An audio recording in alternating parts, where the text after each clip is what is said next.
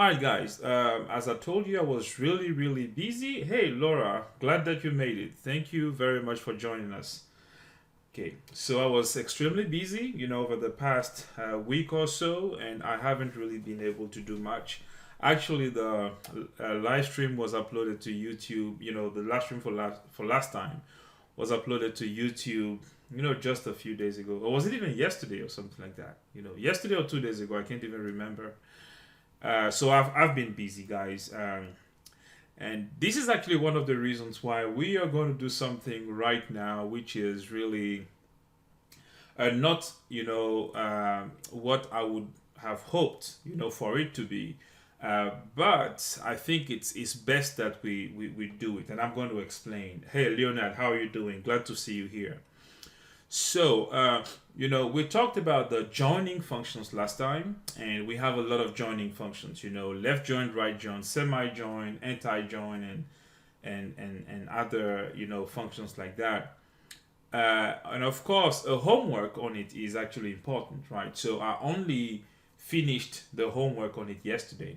But you see, I don't really like to cover new material without really revising what we learned already. So the homework is here, it's ready. But even though you haven't seen the homework, we are actually going to go ahead and look at the questions of the homework together, and we are going to answer. And we're going to be using some joining functions and some of the other functions that we learned in the past. I'm really sorry that it's happening like that. Again, I was really busy, so I couldn't make the homework earlier. Now, one of the reasons why I'm doing it is again because I don't really like to cover new material without really making sure that what we've learned already is, really well understood and practiced. Also, for the people who are going to watch, the playlist in the future, everything needs to be in a sequence as well. So because this video comes right after the video on the joining function, I think it makes sense that this video covers, the homework. So again, guys, I'm really sorry. The homework is still going to be posted if you want to try it on your own without looking at what we're going to do right now. But I believe that it really needs some more explanation and more practice. All the joining stuff. Okay, so having said that, oh no, well it's fine. I just opened our studio instead of opening my project, but it's fine.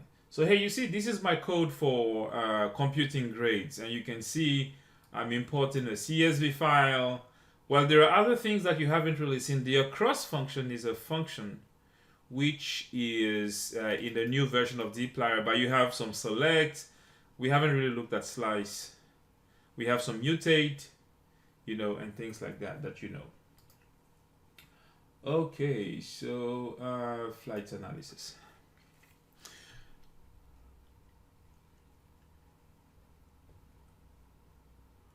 All right. Now, this is supposed to be homework 7, day 13, okay? And there's a homework 6 for day 11, which I haven't even posted to. But this is really for, using the ungroup function and things like that. This is much easier, but you still need to take a look at it whenever you get some time. I am going to go ahead and, let me just open uh, the normal script because at least we're going to need the code here, but I'm going to go ahead and create a new script like I always ask you to do in your homework, and I'm going to name this script. Let me just do it here. Okay, this is homework 7. Is it like that? Okay, day 13. Okay, this is going to be the name for the homework. And as far as you are concerned, you can actually put it in the homework folder, okay, that you created for all things homework. So I have it already here, but as you can see, it's already there. So I just don't want to replace it in the homework folder. That's why I put it in the main root directory, okay. All right. And as always, I mean, we're still going to use the same data. Don't worry, guys. The next project that I'm working on, and actually I already did a lot of work on it, about, you being a culinary tourist, going to New York City and stuff like that. This is almost ready. But we'll need to do some visualization first before we look at our homework. Actually, if we weren't going over this homework, we would have started visualizations today, but we will start on Tuesday. Okay, and as always, let me share the live code. All right, so first step, guys, as you know, we're going to load our packages and import our data sets. Even though I'm importing everything, we're not going to use all the data sets, but, let's just import everything. It doesn't, matter. A long time ago, it would have mattered, when computers were not powerful enough and it was, that didn't have enough memory, okay? But nowadays, we have enough RAM that we can, import all this without any problem. So let's just import everything. It really does not matter. Okay, so again, we're going to practice joining our functions and whatnot. And as I said, of course, we're going to use, some of the older functions like group by and summarize and filter and things like that. So that's what we're going to be doing, but the joining is the most important here. Okay, so what we want to do first is let me explain the context, and when you get the homework, you'll be able to read it again if you want to do it again without looking at what we're going to be doing now, and that will be a good way of going about things. Okay, now the first thing we're going to do is we're going to expand our data sets like we did in the past. Remember, we had a data set for flights with departure, delay, and everything else. We had that. So let's go ahead and recreate that data set. And actually, I did a poor job not showing you how to create files on your CSV files on your computer, because this is something that we could have done already. But please go ahead and copy this code. So this is, I'm calling it flights extended with airtime in hours, distance in kilometers, departure, delay, and whatnot. We're going to be using some departure delay today. So this is really what is needed. But let's just do everything. Again, it doesn't really matter. Okay, and actually we're going to extend another data set. We're going to extend the planes data set. We're just going to add one new column. It's going to be the age of each of these planes in 2013. Okay, the age of each plane in 2013. Okay, so I'm going to add this, create new columns in the flights and planes data sets. Okay, so that's what we did here.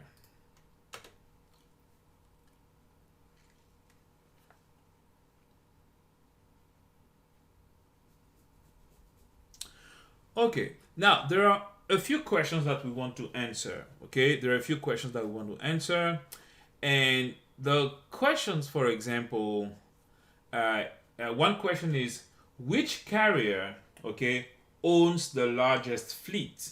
Okay, and by fleet, what I mean is owns the biggest number of planes. Okay, which carrier owns the largest fleet? Okay, we're going to answer that. We're going to answer another question, which is the Department of Aviation, okay, just made a decision that all planes older than 20 years should stop flying for the safety of passengers. Okay, any plane older than 20 years, okay, should stop flying. And the question is, which carrier will be hit the most? Okay, and we're going to do it in two ways. The first is, which carrier will use the most planes? Okay, and number two, we're going to answer which carrier is going to have the bigger loss, okay, the bigger financial loss, basically. Okay, but for the first question, realize that I'm asking which carrier owns the largest fleet. Okay, well, it's actually possible, to go about it in different ways. But first and foremost, we'll need to do some joining, okay? And basically, in a case like that, it's really important to really think through what is being asked. And find ways to merge your data set and then keep it merged. And based on that merged data set, we can go ahead and answer the different questions. So the first thing we're going to do is we're going to go ahead and get the planes that we are interested in, okay, and merge them to, oh, sorry, not the planes, but get the data sets, what I mean, planes and flights, and then merge them and only keep the columns that we are interested in, okay, only that. So I'm pretty sure that you have the live code right now, so please, I would love for you to copy and paste this. But we're going to write the code together. But for the comments, well, let me go ahead and write the comment. So merge the flights and planes data sets. Okay. Sometimes it's written like that too. Keeping the columns of interest. Okay.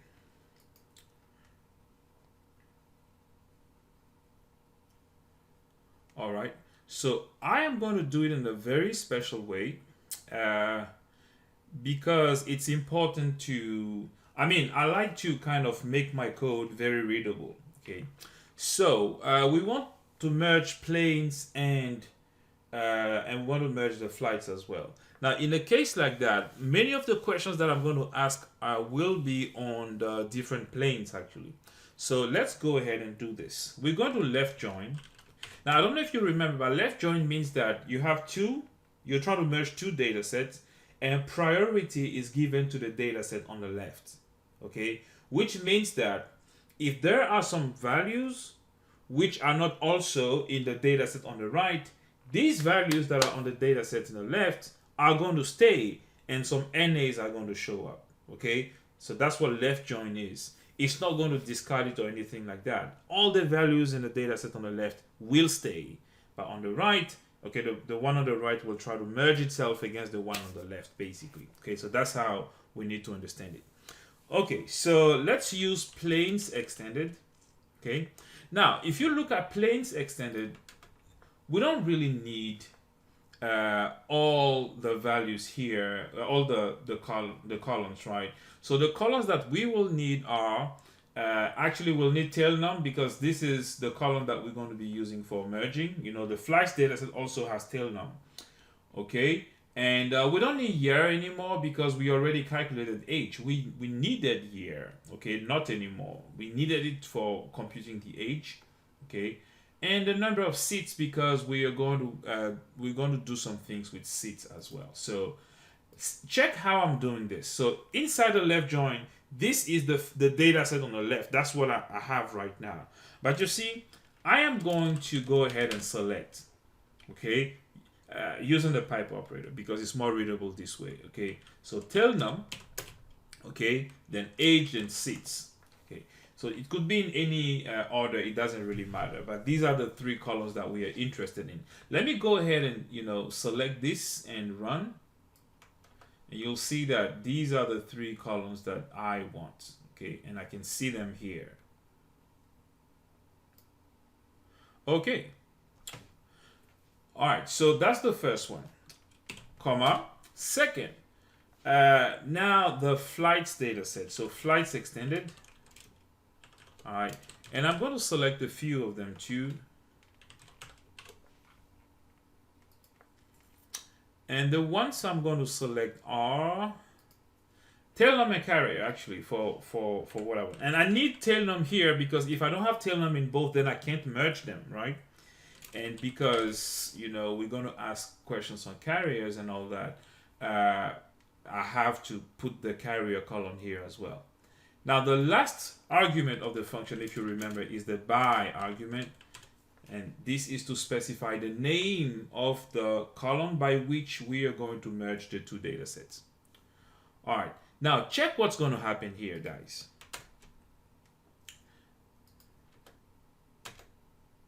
All right, check this, guys. We have 284,170 rows. That's a lot. And the reason why we have this number is because we have a very big data set And whenever in the flights data set there are similar tail nums, okay, well, it's basically going to merge itself onto the planes data set, because we put the planes data set on the left, right? So it's going to merge itself into the onto the planes data set. Now, if you check these columns here, they appear many times, meaning that this is, they appear as many times as this plane here was used in a flight, okay? And for our purpose, that's not really what we want. And I really hope that you understand what I'm trying to explain here, okay? This, if this was used 1,000 times, okay, well, it's going to merge itself 1,000 times on the data set, to the data set on the left. Therefore, it's going to appear 1,000 times. All right. But again, that's not really ideal, because our goal here is to have a data set that has one plane, the age of the plane, the number of seats, and then the carrier that owns it, full stop. Okay, we don't want it repeated like that. So this is why we are going to use the distinct function. Remember, we talked about the distinct function last time. Okay, because the distinct function will give us unique combinations of values. Now over here, okay, you want to use the distinct function in order to get the distinct combinations of tail num and carrier. Okay, so one carrier, one tail num, okay, in other words, one plane, okay, and you want them to appear only once, each of these combinations.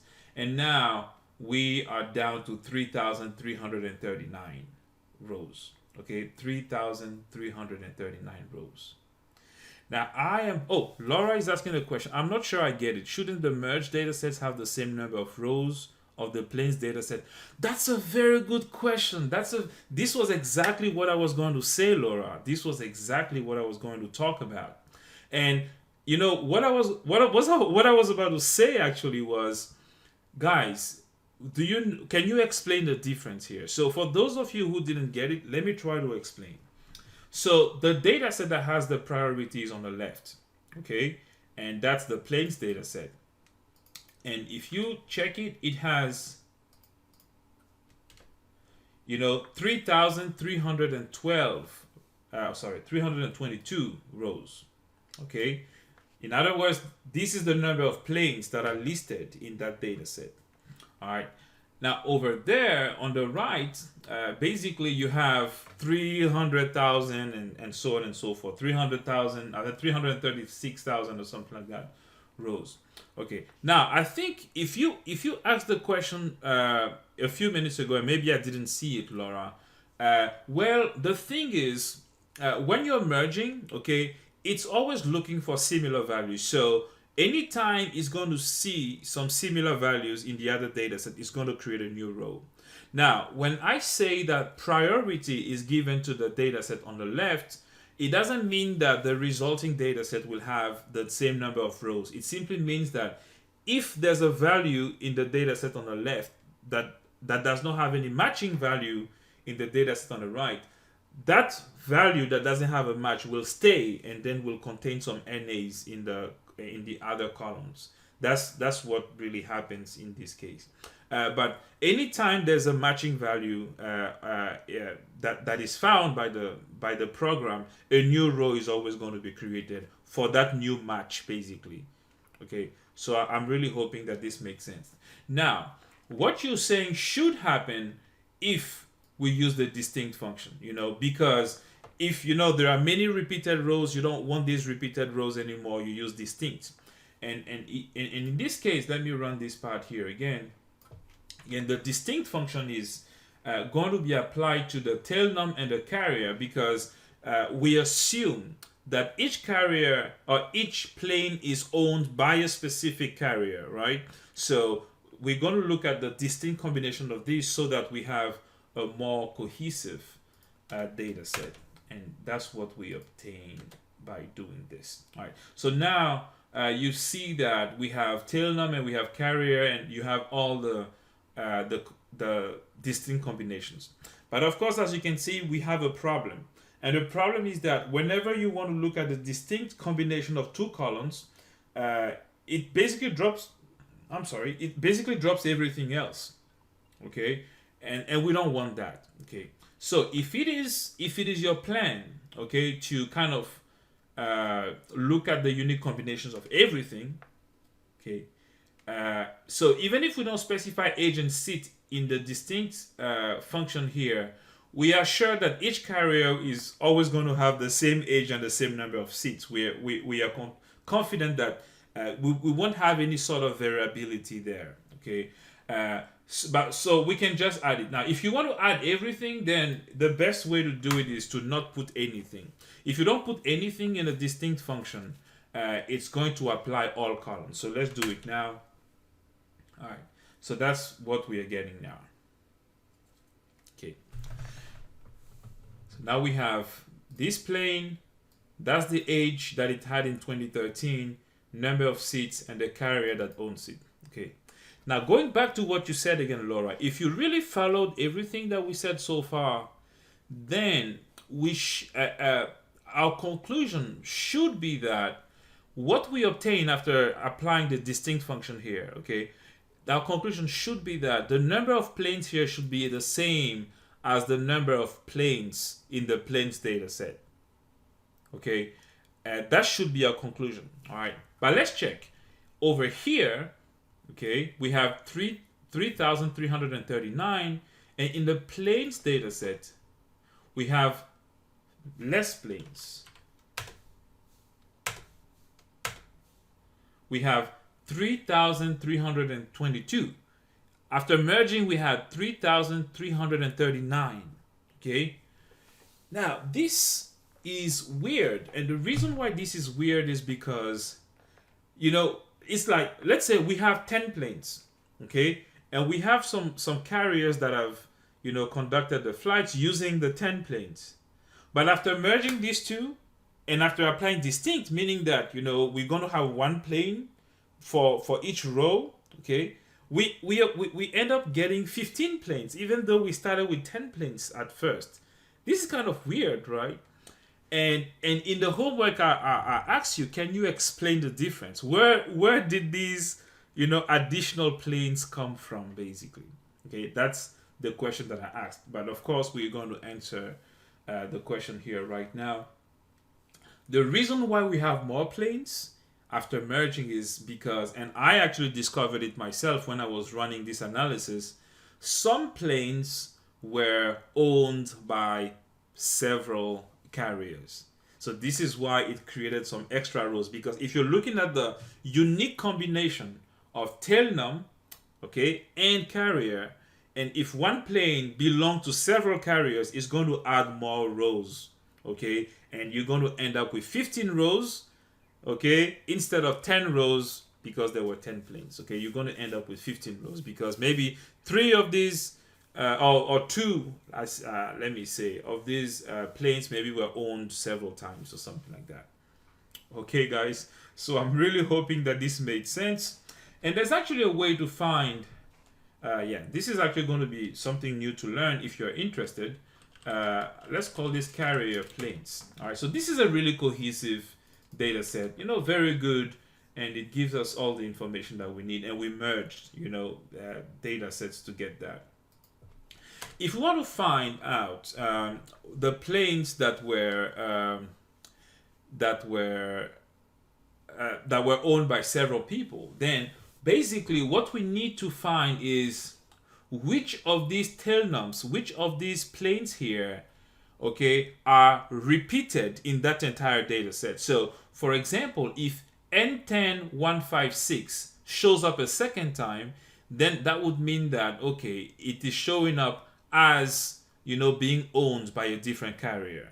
Okay, so this is something that we can find. I've never showed you this function, but we're going to use the filter function actually. Okay, there are too many planes for that. But okay, actually, before using this function, we can use a hack. Okay, we can use a hack. So let's do which planes, that wasn't even part of the homework, were owned by more than one carrier. Okay, and the hack is we can just count the number of times these planes show up, and then just arrange by the count, arrange in descending order, and check those whose count is greater than 1, basically. Hey, relaxing storm stream. Doing good. How are you doing? Hope you're doing good too. Okay, so all right, so let's do it. So we can start with carrier planes, and we can just count tail num, right? We can just count tail num and sort. All right. So you see, a few planes were actually owned more than once. Okay, they were owned more than one, and you can expand it by using the view function like we learned. Okay, and it's going to tell you exactly which are the airplanes that were owned by more than one carrier. Okay, all right. Now, what I wanted to show you was the duplicated function. What programming language is this? This is R. It's a statistical programming language used for data analysis. Just the letter R. That's the name of the language. You can check it in the description of the live stream. Actually, that's correct. Uh-huh. All right. Now that's what I wanted to show you now. So I can filter, and there's a function called duplicated. Okay, so filter by duplicated. Okay, that's a function too. Till now. All right, so it's going to filter the entire data set, and it's going to only show me the values of tail num that are showing up more than once. Okay, and the benefit here is that you keep all the other information. So you see there are 17 of them in total.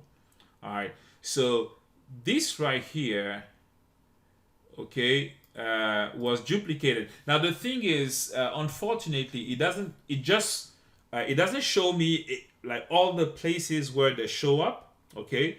But it's actually possible to find. We can actually kind of save these and then filter again by showing them only, okay? We're not going to do that today, but I just wanted to show you, okay? If you want to find out the airplanes that have been duplicated in the data set, this is how to do it. All right, guys, so let's continue. We're going to keep using carrier planes here. Okay. Now, which carrier owns the largest fleet? Okay. Which carrier owns the largest fleet? Okay. Can I combine that with count based on airline? Oh yeah, very much so. So, oh yeah. You see, that's actually a very good way to do it. This is not actually what I thought about. This is not what I thought about. Okay, so since Romina is asking, let's do it. Yeah, very much so. So let's do it again. What I can do is, okay, let me use the first one here. Okay. Basically, we can actually go ahead and filter this, and we're going to say n strictly greater than 1. So if n is strictly greater than 1, then it means that these are the planes that were owned more than once, right? Okay, so I have these 17 planes here. So I know for a fact that these right here have been owned more than once. So let me go ahead and save it. So let's say owned multiple, okay, owned multiple times. Okay, all right, so now that I have that, I can use it. As Romina said, we can now combine it to the original carrier planes. So since we don't want everything else to show up, we can actually use an inner join here. And I mean, Romina, thank you very much. I mean, we're here for joining functions anyways, so this is a good idea actually to do this. All right, so let's do inner join. And inner join simply means that if some values are not matching, then they are going to be dropped completely. All right, so if there's x in one data set and there's no x in the entire data set, x is going to be dropped. And that's exactly what we're looking for. We actually want those tail nums, those planes, only the planes that have been owned more than once. Okay, that's basically what we want there. All right, so on the first one, what we got here is carrier planes. Okay, yeah, we don't need to select or anything like that. The second one is going to be owned multiple times. Okay, and we kept the same name tail num, so we can do by tail num. All right. So now we have all the information we need. Guys, you may want to use the view function there if you want to. And actually, if we want them to be kind of rearranged, that would actually be great as well. So let me just arrange the tail num so that all the names show up, close to each other, and then you'll be able to see the different carriers and all that. Arrange tail num, yes.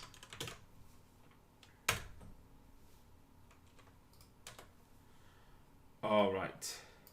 Yeah, so we have this. Oh, actually, all the planes that were. I don't know about the 24 more rows, but it seems like most planes were both owned by 9E and EV. I don't know. Are these two companies owned by brothers or something? And that's interesting. 95-seater, okay, planes. Guys, please, can you put it in the view function and tell me if there's anything else other than NE and EV? I can actually check it out. I can actually check it here very quickly by using a distinct function on carrier. Distinct on carrier to see if there's anything else. Oh, we have 4. Okay, delta and FL, whatever it is. I'm not really sure what it is. Okay, great. All right, Romina, you're very welcome and thank you too. Okay, so let's continue.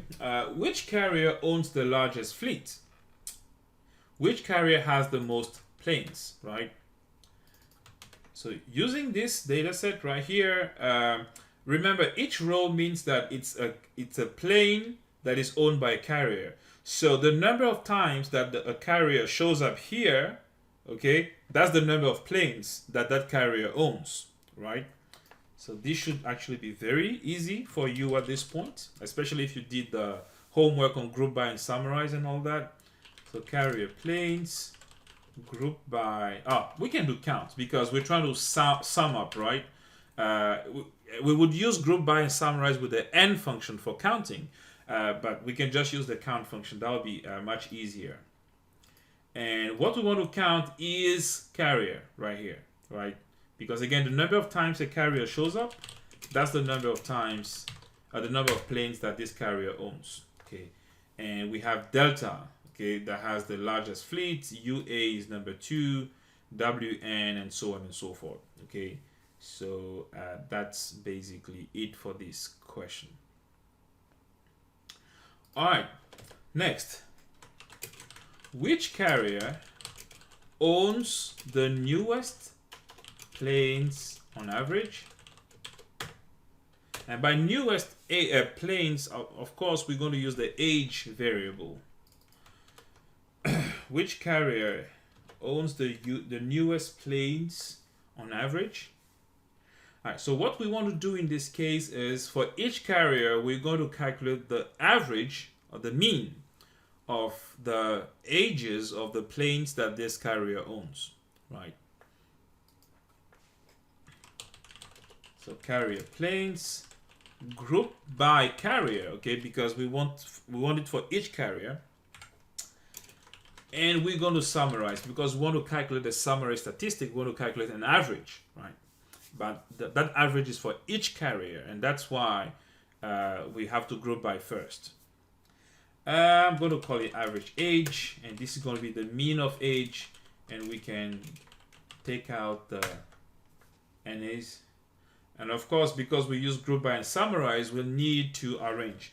Now, we're going to arrange in these in ascending order, which is the default average age, because we want the newest planes on average. And that would be HA, and that's the airline that takes people to Hawaii, okay? So in 2013, on average, the planes that they owned were really new. Of course, the reason why we are taking these kinds of conclusions is because, we're just learning how to code. But of course, there are more rigorous ways of going about this because, You see, if an airline just opened up in 2012 and only has one plane that is new, then that airline is going to win this battle, basically, which is not really fair. We could actually implement ways to account for the fact that all airlines do not have the same number of planes and things like that. But again, what we're doing right now is just for the sake of learning how to code or how to use the values that we've used in the functions that we've learned recently. Okay, now this is fairly long. So what I'm going to have you do is, okay, let me try to summarize it for you. Okay, so all planes older than 20 years should stop flying. Okay, that's the Department of Aviation that made the decision. Okay, which carrier, okay, will lose the most planes? Okay, all planes older than 20 years should stop flying. Okay, or must, because it's the law now, right? Which carrier will lose? I wrote will lost. The most planes. Okay. Alright, so check this out. So we have carrier plane, which is our merged data set. Okay. And we want to find out which carrier, has the most planes that are older than 20 years old. Okay. So in a case like that, we're going to use the first data manipulation function that we learned, which is the filter function. That's the first thing we need to do, right? Because carrier planes, we want to focus on these planes whose age is strictly greater than 20. All right, so right here we now have a data set containing planes that are older than 20 years old.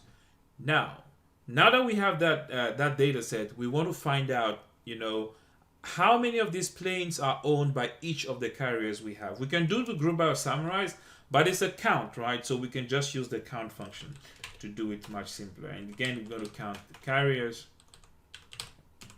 Okay, and we're going to sort, because we want to find out the carrier that will lose the most planes, and that's Delta.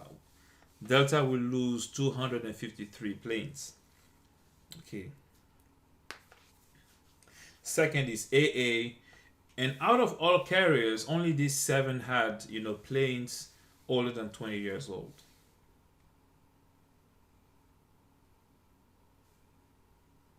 Okay.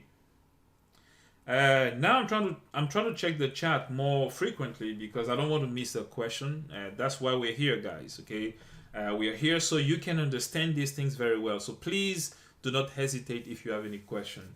I'm not just here to teach this to you and then go away. No, I'm here to make you understand, guys. So just let me know.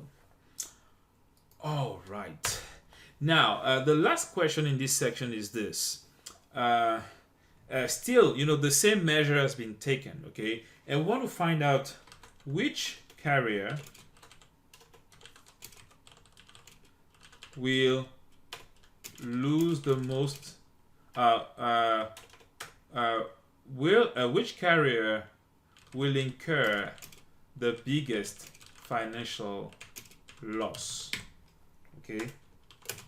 So money that they will lose, because many of these planes might not really, 20 years, they might not actually be as valuable as some of the newer companies that have the newer models that are much more expensive than the current value of, all these 30-year-old planes or 25-year-old planes and so on and so forth. I hope you understand what I mean. So it may be that a carrier with only 5 planes that are all, less than 5 years old, newer model, more expensive, it might be the case that what they have has more value, okay, than people that have older. Of course, the people with the plane with planes that are 5 years old are not going to be hit by that, but even above 20 years, some are way older than others, right? So we want to look at it in terms of finances. Now, we're not going to do anything rigorous here because we'll go back to the rigorous stuff in the project and in other things that I have planned for you guys. But again, we just want to practice. Now, how do we value the planes? Okay, planes are valued, are currently valued at 15 bitcoins per seat. Okay, 15 bitcoins per seat. So based on this knowledge, we want to find out how much these guys lost. Okay, we want to find that out. So, well, the first thing is we need to calculate the value of all the planes first, and then calculate the kind of loss that they made. Okay, so let's do that, guys. Carrier planes. All right, and let's take a quick look at this. So this right here is what we're going to have to use to calculate our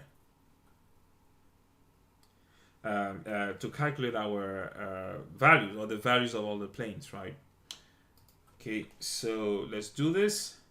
It's going to be mutate because it's a new column that we are creating, and let's call this value underscore BTC for Bitcoin, and this is going to be equal to seats times 15. Okay, now we have the values of all the planes, and now we can filter, or we could have filtered before doing that. It wouldn't really have mattered. Okay, even though personally I like filtering before doing any kind of things, because again, it is better for the computer, I guess. But if you want it for the entire data set, you can basically save this and then continue the question on something else if this value is important to you for other types of analysis. Okay, but for the purpose of this, let's just stick to to this code here. So filter age strictly greater than 20, and I add the pipe. Okay. All right, so let's take a quick look now. Now that we have all the planes that are older than 20, we want to find out the financial loss. So all these planes, all these values need to be summed up for each carrier, and the values that we obtain will be the financial loss. Okay, then we need to sum up all the Bitcoin values there. And remember, if you have to do group by, summarize, and sum, or group by, summarize, and n, the count function can help you with that. So you can count by carrier, but now weighted by value BTC. Okay, this is going to be the column whose values are going to be added up. Okay, for each carrier. Yes, I need to sort. And let me use the name argument so that you guys can see it again. Financial loss. Okay, so delta is number 1. Okay, it has the most planes. Even though they were low in value, maybe, I'm not sure. Maybe the fact, not even maybe, but the fact that there are a lot of them, okay, makes it such that, they have the biggest financial loss. I think UA was second in terms of number of planes lost, right? Let's check it. Oh no, AA was second and UA was third, and WN. Okay, let me actually run this side by side so that we can check the order there. Let me maximize it. DL, AA, UA, WN, US, MQ, YV. Okay, it's the same order. Nothing is different. Okay, okay, cool. Now, I also asked you to calculate the value in dollars, in US dollars, okay? Just to see what it is. Now, what is the value of a Bitcoin in US dollars? It changes every day, right? So it really depends on when you're looking it up, okay? So in the solutions that I made for the homework, I even said it. This is the date and the time exactly when I looked it up, okay? And of course, this is going to be on the internet. You can actually, there's a website called CoinMarketCap like this, and right now it's 9,192.98 in US dollars. And please, if you do not live in the United States, please check it in your own currency. Okay, that's perfectly fine. Or if you want to do it in US dollars and then find the conversion rate, the exchange rate between your currency and the US dollar, you can do that as well. So I'm going to save, copy this. Okay, then get back to my script. All right, now I want a value in US dollars, so I'm going to have to use mutate again. Okay, so I can add a comma here and value USD. Okay, and that'll be value BTC, because for each Bitcoin, this is the number of dollars there. With the comma, it's not going to work. Okay, so that's what we're going to get. So let me just run this part of the code only. All right, so this is the value in US dollars now. Okay, and then we count by carrier and all that, and this is what we get. That's the financial loss in Bitcoin, basically. Okay, but if you want a financial loss in US dollars, you can actually do it. But if you want in Bitcoin and in US dollars, then you will have to use group by and summarize, because in a summarize function, you can add as many summary statistics as you want. In the count function, you cannot. Okay, you cannot do that in the count function.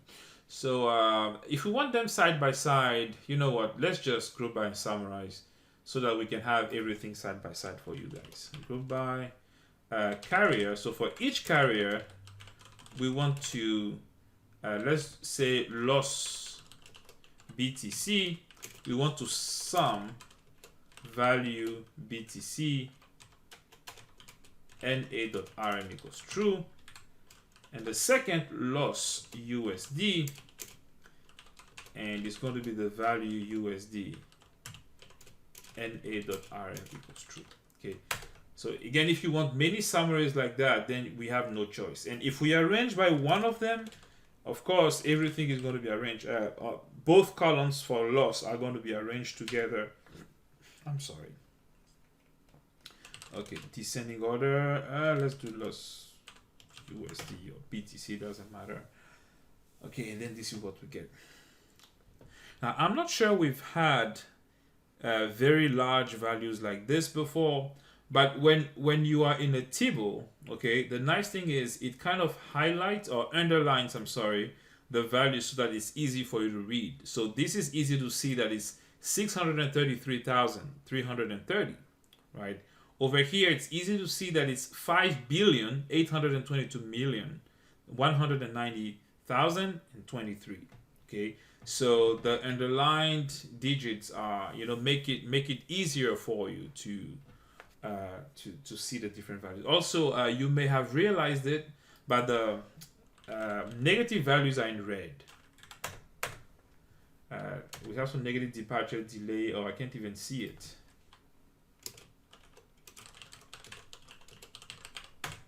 Okay, so you see the negative values in red. So they are easy to spot, when you're taking a look at your data in the console. Okay, guys, so that's it for this part. Let's say we have about 20 more minutes. The next section is okay. That's quite a bit of work. But again, we're here to practice, so let's go ahead and do it now. Now, we're going to completely change things, and we're going to go to weather. And the last few questions were more about, counting and grouping and summarizing and things like that.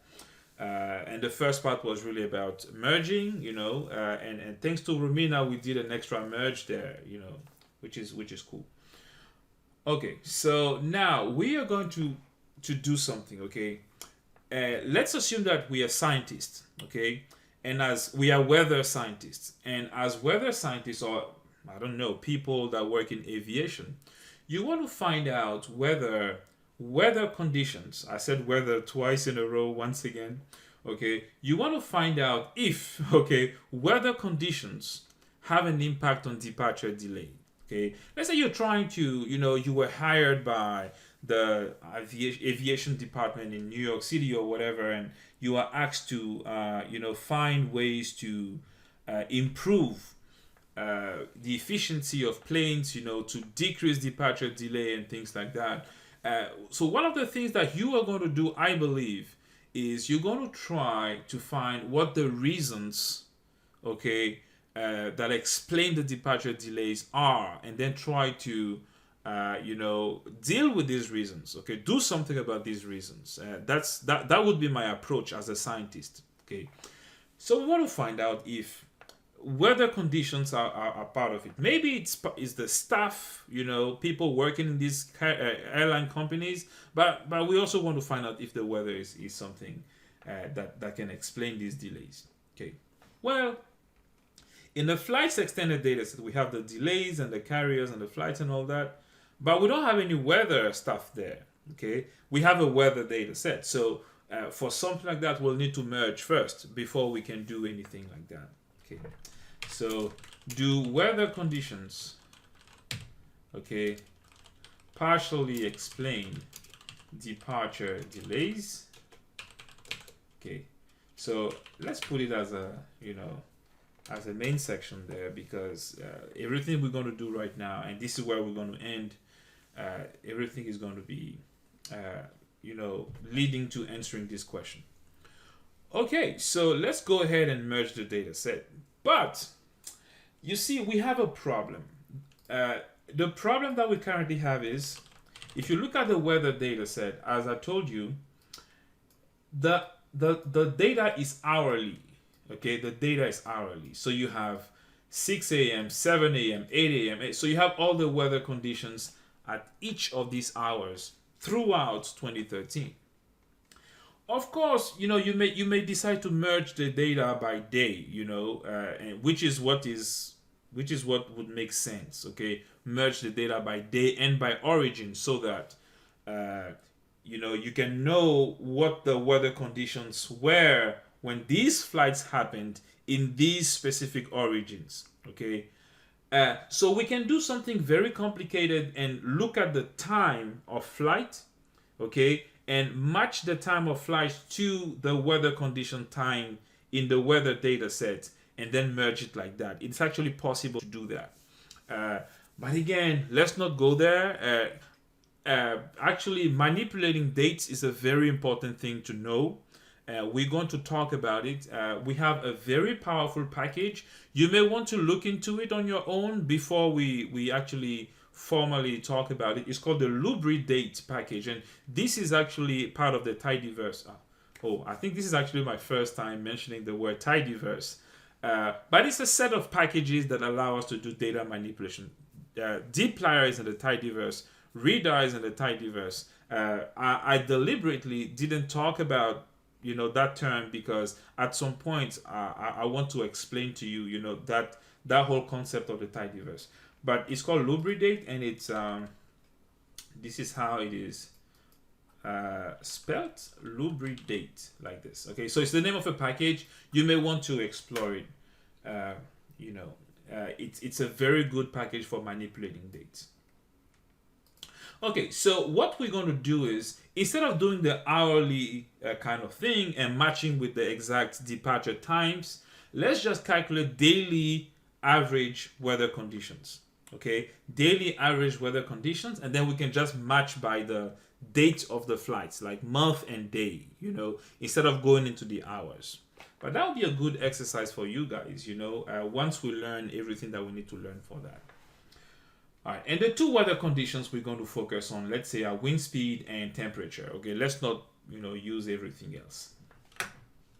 All right, so the first one here would be compute daily average temperature and wind speed. Okay, now I'm going to call it weather daily average. Okay, or just daily average, because that's the only daily average that we are computing here anyway. So I should have actually done the code, written the code and executed it before storing it in any variable. So let's do it. Weather. Okay, now we want to group by day. When I taught you about the group by function, I told you that. So if you group by day like this, it's not going to get the the result that you're expecting. And the reason why it's not going to get the result that you're expecting is because there are many months and all the months have the same days, right? So you have the first, the second, the third, the fourth, the fifth, and everything else for each of these months, right? So if you group by day only, it's going to group every first of the month together, every second of the month together, every third of the month together, and so on and so forth. And that's not what you want, I'm pretty sure, right? So you want each day individually. So we need to be able to, make a reference to each unique day throughout 2013. So that's why we're going to group by month and day. So one for month and one for day, is a unique day in 2013. Okay, one for month and two for days is another unique day. That's the 2nd of January. Okay, and so on and so forth. So we have to group by these two. And then we can go ahead and summarize. Let's call it average temp for average temperature. And this is going to be the mean of the temperature. Okay, so we have that here. And we're going to say average wind speed. It's going to be the mean of wind speed. And that wind speed is in miles per hour. Wind speed and A of Rm is equal to true. Equals to true. Okay, so I have everything now. I have my grouped data, well, my averages. But realize with me, guys, that we also have one group, and this data is still grouped by month, okay? And I told you that, hey, if that's what you want to do, you can keep it grouped. But the safe thing to do, in my opinion, is to always ungroup, because you don't want any unexpected results, okay? So if you ungroup, then you get and now you see there's no group and all that. Also, I didn't mention it, guys, but these comments that you see there, whenever I run data, you will not see them because I told you last time that I upgraded my dplyr to the latest development version. The official one is not out yet, so this is basically what I see here, but it doesn't really matter. Okay, let me call it weather summaries. Okay. Now, I'm going to need some other things here. We're not done, actually, so let me do this. We're not done. Now, looking at these summaries, some of you have done a bit of statistics, so you know things like linear regression and any other type of estimation technique. What we're going to do is actually not as robust as what you would do in a linear regression context or something like that. So what we're going to do now is we're going to categorize average temperatures and average wind speeds. We're going to create some categories together for these two columns. So slow wind, normal wind, fast wind, very fast wind. Then we're going to have very cold, cold, slightly cold, warm, and hot. So these are the not necessarily four, but these are the categories that we'll have for wind speed and for temperature. Now the code is slightly long, but I'm going to copy and paste it because I already made the solution for you guys. And I'm just going to go ahead and comment the code. But this should actually come right after this will actually come right after this. So let me run it again. So yeah, after calculating this, we're now going to categorize. Now we talked about the case when function. I hope you remember it. Oh, so this was still in my clipboard. Copy, now paste. All right, so there's really nothing new here for you. Everything should be familiar. Now I'm missing an extra parenthesis here. All right, this should be good.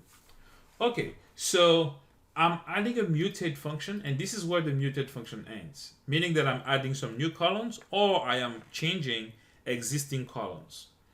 Okay, all right, so the new column that I'm adding here is wind speed levels, and I use case when because I have many different conditions. If the average wind speed for that day is less than 5, then I call it slow wind. So the value that goes into the new column called wind speed levels is slow wind. if it is strictly greater than 5 and greater than or equal to 5 and strictly greater than 10, normal wind. Then 10, 20, fast wind. Then above 20 miles per hour, very fast wind. Okay. Now for temperature levels, I create a column called temp levels, and I use case when. If the average temperature is less than 40, I'll call it very cold. If it's between 40 and 55, cold. Between 50 oh, okay, I need to change this. Between 55 and 70, slightly cold, and then 70 to 90, warm, and then above 90, that's hot. Okay, so I'm just adding these two columns. So let me run it now, and these are the two columns that we have now. Okay. Now I like this section here. Why? Because unlike most of the joining exercises that we have done so far, okay, this one requires you to work on one data set first and even summarize it before merging it to something else. In this case, we'll merge it to the flights data set. You know, when I taught you the join function, okay, we use data sets that were already there and we just merge them like that.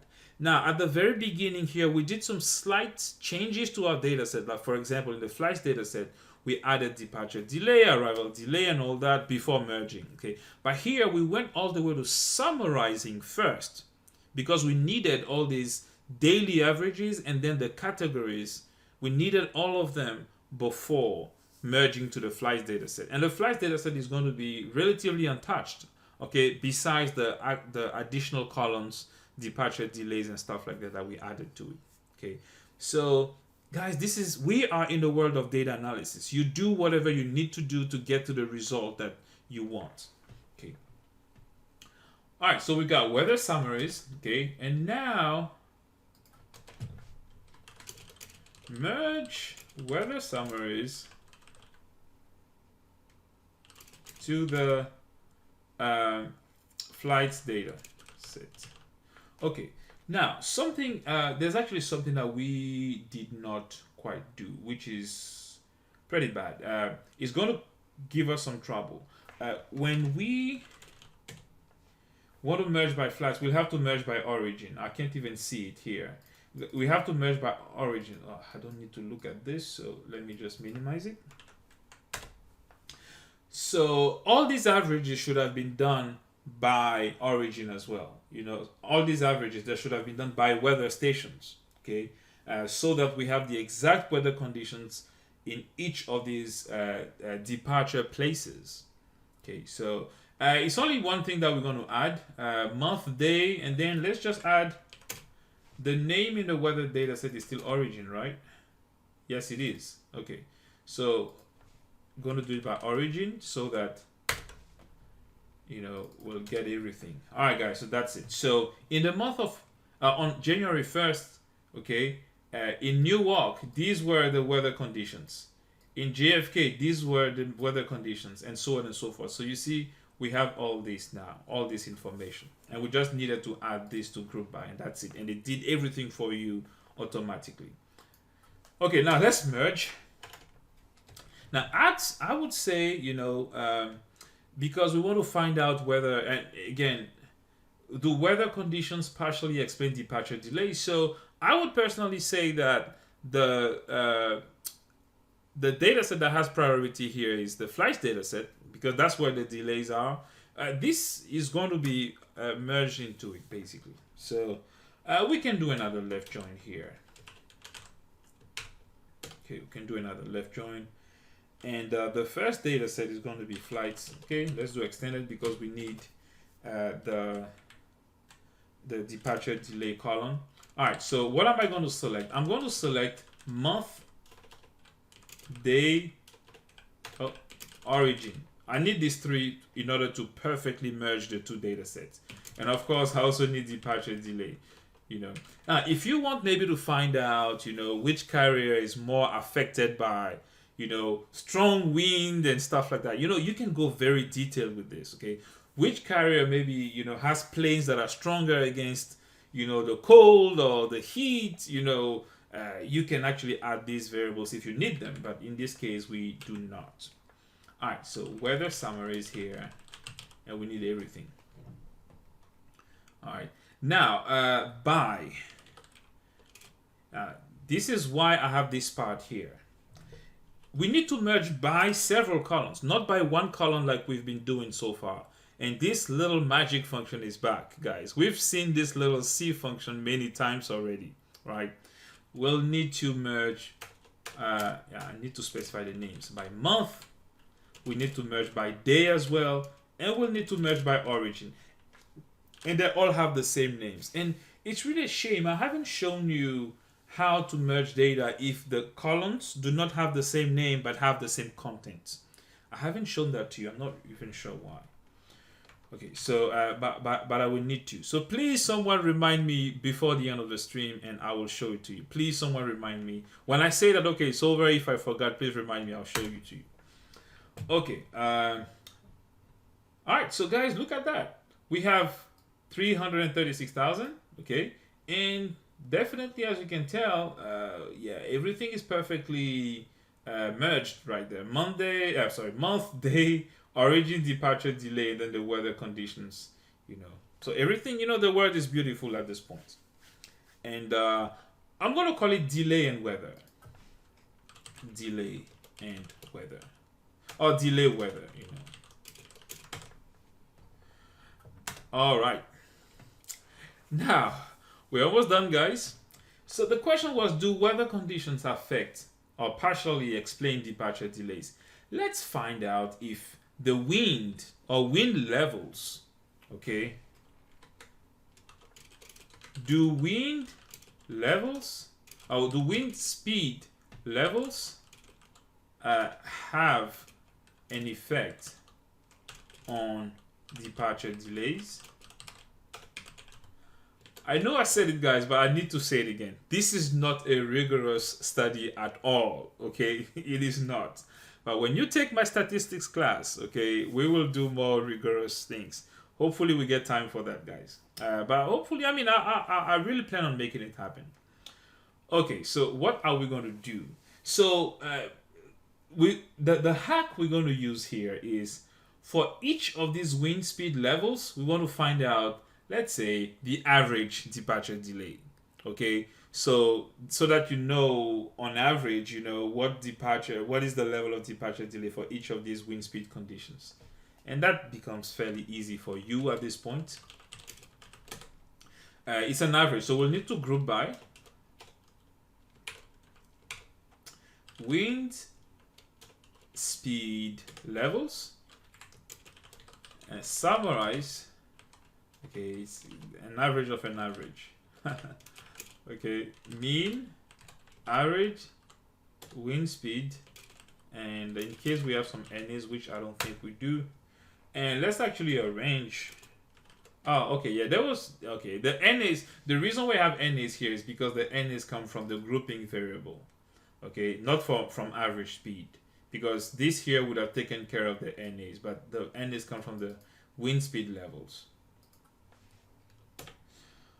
All right, so yes, we want to arrange in descending order of average wind speed.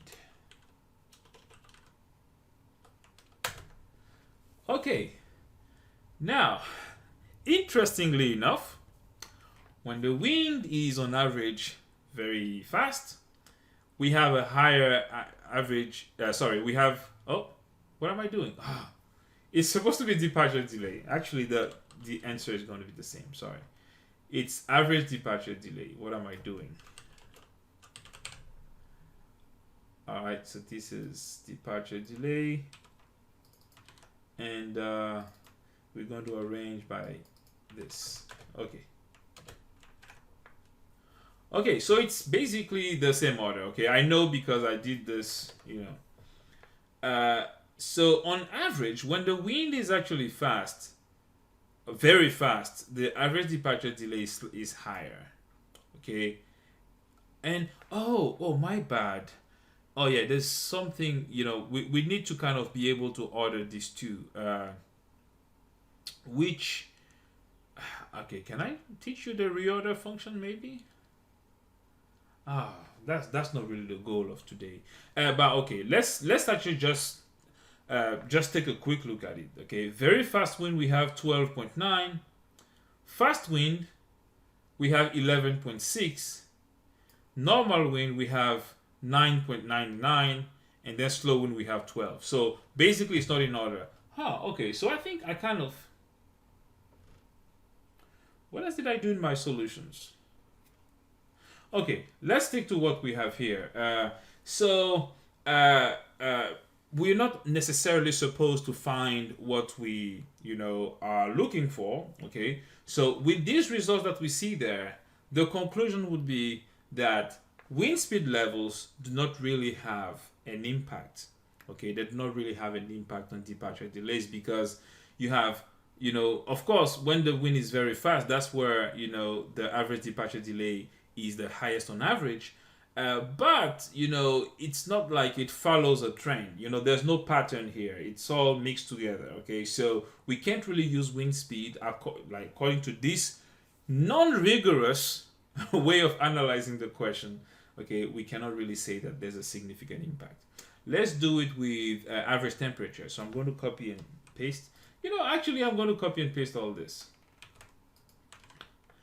Do temperature levels have an effect on departure delays? So we're going to group by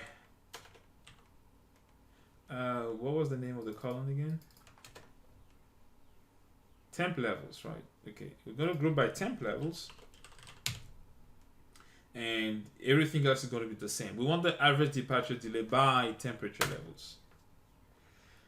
Okay, so now let's check it. Okay, let me go ahead and it's already arranged here. Okay, so when it's very hot, well, I guess people are on their nerves or something like that. when it's hot, that's when the departure delay is the highest on average, right?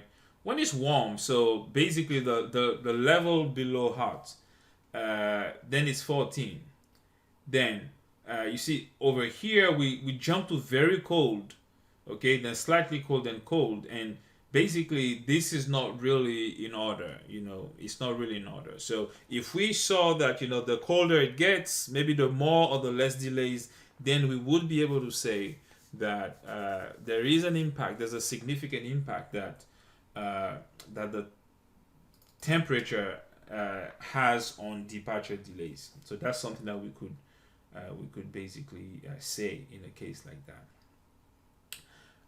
But for those of you who know linear regression, doing a linear regression in R is actually very simple.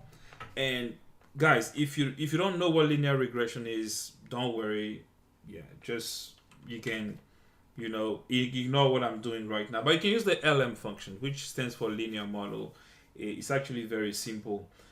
So you want to explain departure delays, and again, this is not necessarily a complete model, as a function of, and you can now specify the values that you want to put in it. So average temperature, okay, so since we have data, we can use the data instead of categorizing. Okay, average temperature and average wind speed.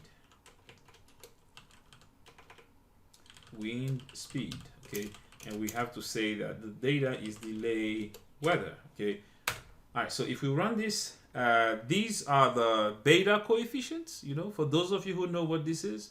But of course, I need the p-values, okay, in order to determine if these beta coefficients have a significant impact, or these variables have a significant impact on a dependent variable. So I can use the summary function. So I stored my linear model in a variable. I just call it mod for model, and I put it in summary, okay. And you see, our analysis was not rigorous at all, and we couldn't really find a pattern. But for those of you who know linear regression, you know that the 3 stars here mean that the effect of temperature and wind speed are significant. Now, in linear regression as well, if you know of what we call interaction terms, so here we can see that the average temperature on its own has an impact on departure delays. The average wind speed on its own also has an impact on departure delays. But when they come together, the different values there together, let's see.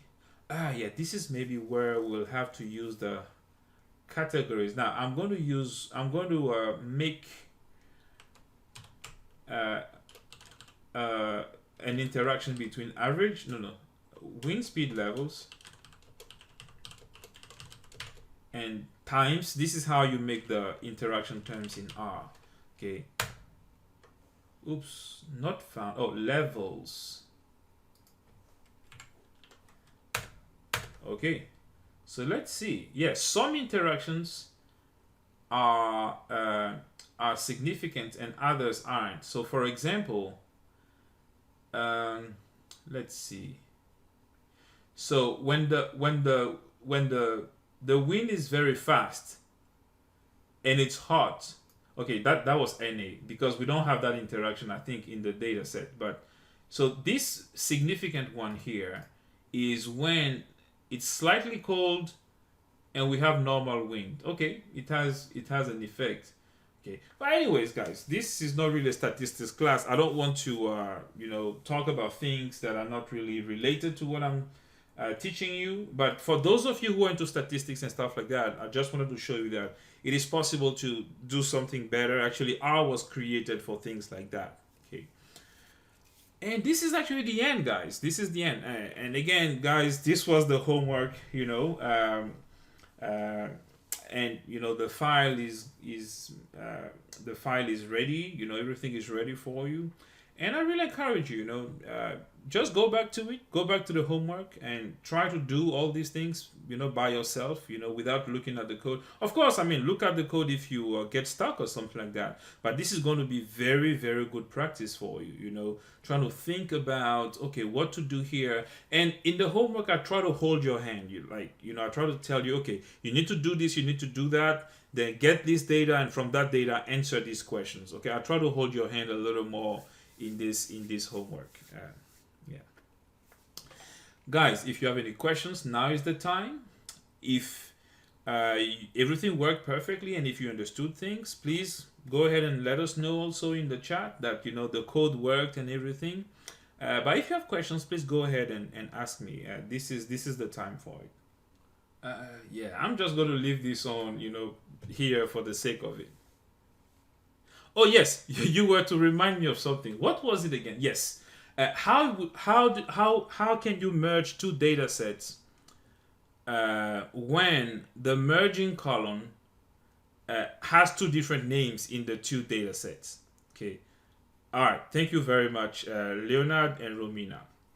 Okay, great. Now, what I'm going to do here is I am going to rename one of these variables. So let's assume that we have this. I'm going to create a data set called planes2. And in planes2, I'm going to rename the tail num column. I'm going to call it plane name or plane ID. Okay, and this is what tail num was. So let's take a look at planes2.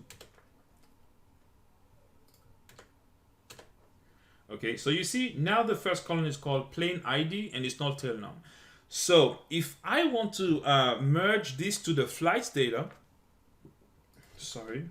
if I want to merge this to the flights data, let's merge it,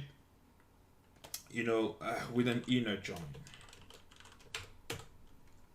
Okay, so I've got flights, okay, extended, even though I don't really need this. I have planes2. But if I do this, this is the problem that I'm going to encounter. It is just going to look for the common column. Leonard, just give me a second, okay? So I don't see. It looks for a column that has the same name, and then it joins by that column. And look at that, guys. We end up with something with 30 million rows because it's 2013 for everything anyway. So it's just going to multiply my data set by many times. So this is insane, right? So what you want to do is you have to specify all the time. You have to specify the names there. Okay, in order to specify, this is how you do it. So in the first data set, it's called tail num. So in the C function, I write tail num. And in the second data set is called plain ID. So after tailnum equals plain ID, like this. Okay, this is how to specify columns, okay, that do not have the same names when you're merging. So let me run it, and that's exactly what we had previously when we did it the first time. Okay, so that's how you have to do it. Now, if you're trying to specify using, if you're trying to merge by several columns, you can just add a comma. So tailnum in the first one is equal to plain ID in the second one, and then month, and then day. Of course, this is not going to work because there's no month nor day columns in plains 2. All right, I just want to show you. You can actually specify more if you need to, but whenever you're specifying, names that are not matching, this is actually how you do it. All right, so let me remove it because this is not going to work. All right, so let me write here how to join tables with different column names. But again, the column names not being the same does not really matter. What matters is, are the contents the same? If the contents are not the same, then you can't merge. Okay. All right. Now, Leonard, back to you. If you don't see a table in your results panel, you mean in your console, I believe. If you don't see table, then I would like for you to check. Did you import the data with read_CSV or read.csv? Because if you import with read.csv, then that will cause that issue. It's not really an issue, to be honest. I mean, we're going to talk about data classes where I explain, everything in details for you. So Leonard, please tell us, did you use read_CSV or did you use read.csv? Okay, I'm aware of time delays between what I say and when you hear it. So I'm just waiting for the feedback in the chat. But yeah, but everybody else, do you have questions? Or is everything okay? And go back to the code and try to look at it again. This is really going to be helpful. But yeah, of course, when you use the PDF file for the homework, the questions will be there, and then how they are solved. This is going to help you definitely. Oh, okay, as per the live code, read_CSV. Okay, so you copied and pasted. Okay, so Leonard, what we're going to do is, if you have a little bit of time, I'm going to send you a Zoom invitation code on Slack, and please join me on Zoom right after this, and I'll be glad to, you can share your screen and I'll look at maybe what's wrong and tell you what's happening there. Guys, I want to end now, but I really need to show you this. And I was supposed to show that to you way earlier. It's actually going to take literally 2 to 3 minutes. Okay. You see, whenever you manipulate data like we have done here, okay, the best thing to do is to not have to always recreate the same data every single time, especially if it's a lot of work. I think I told you once that, one day I did some web scraping, and it took over 4 hours, to get the data. So when you have a situation like that, okay, and when you know that you're going to be using these variables over and over again, maybe instead of rerunning this code every time, it would be better to use the resulting data set and create a CSV file. It doesn't have to be CSV, but create a file on your computer and import that file instead of the old one. Okay, because at this point, flights is pretty much obsolete, right? Because it doesn't have the data that we want. So we can actually create a new data set, okay, save it on our disk, and import it whenever we start our new project. Actually, it's important that we talk about it because we'll need all these things for data visualizations. So let me go to this. So in our project structure, we actually created the prepped inside data. We had the prepped folder, which we never ever used. Okay, and we were supposed to use it a long time ago, and we just haven't. but let's use it today because we're going to make our new data and at least one for now, and we're going to put it there. Okay, so let me show you how to do it. Okay, so now flights extended is created, planes extended is created as well. So let's do it for these two. Just like we had read underscore CSV from the reader package, if you remember from this package here, we also have write underscore CSV. So that's write underscore CSV, like this. The first argument of the function is what data are you trying to write to your disk? That's the technical term for it. Writing to disk. Okay, writing to your disk. Okay, it is the flights extended data. Okay, which we just created a few lines of code above.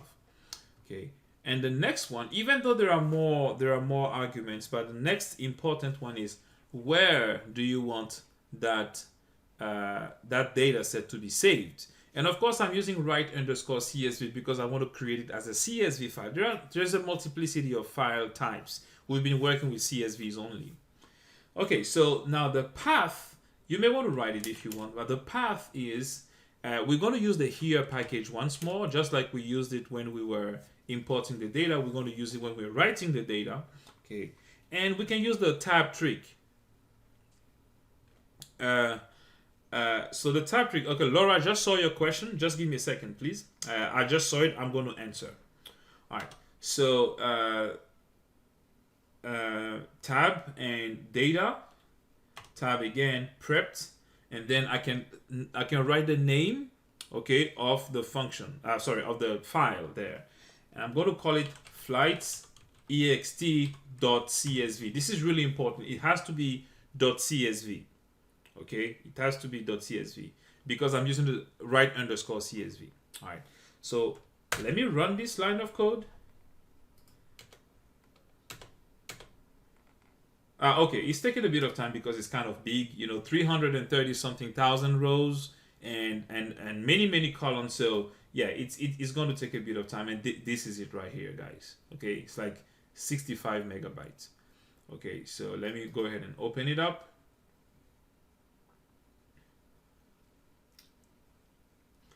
All right, and that's the thing about Excel. Excel doesn't like big files. It will take time to open it up, but this is it right here. As you can see, we have the arrival delay, scheduled airtime, arrival time. No, that's airtime made up. Sorry, and so on and so forth. Okay. Now, next time when we open a new script for our for what we want to do for data visualization, we will actually import that file instead, and I think, it's going to be a one-liner. I think it's much better instead of doing all this every time. You just need to do it once. Okay, we just do flights, read underscore CSV, here, prepped, flights extended.csv. Laura, back to you. Laura is asking, what if I want to have an Excel file? So she wants to write an Excel file to disk. There are packages for that. The reader package doesn't deal with Excel.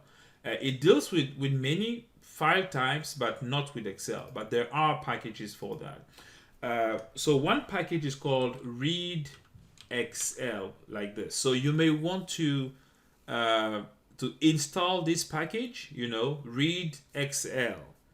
Okay, and the read XL package has a function called, oh, no, this does not even write. Okay, sorry.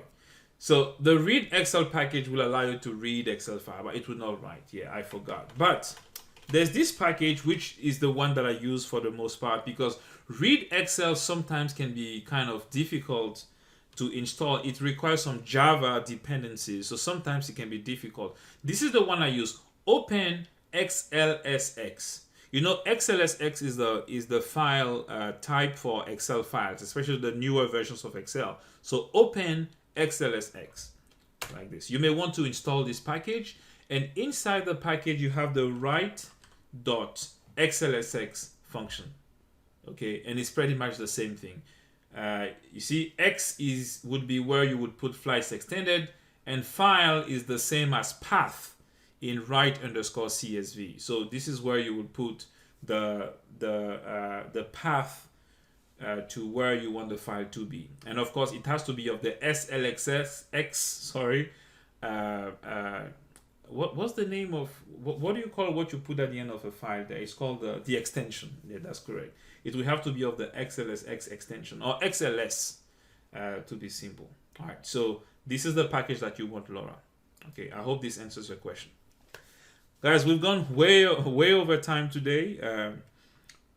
But if you do have questions, let me know. You're very welcome, Laura.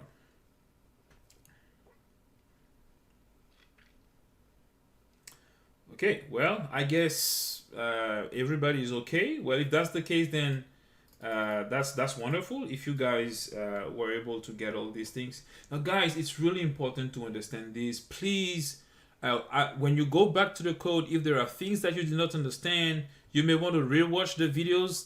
The parts, that cover the things that you're trying to understand, or reach out to me, and ask me questions if you have any questions.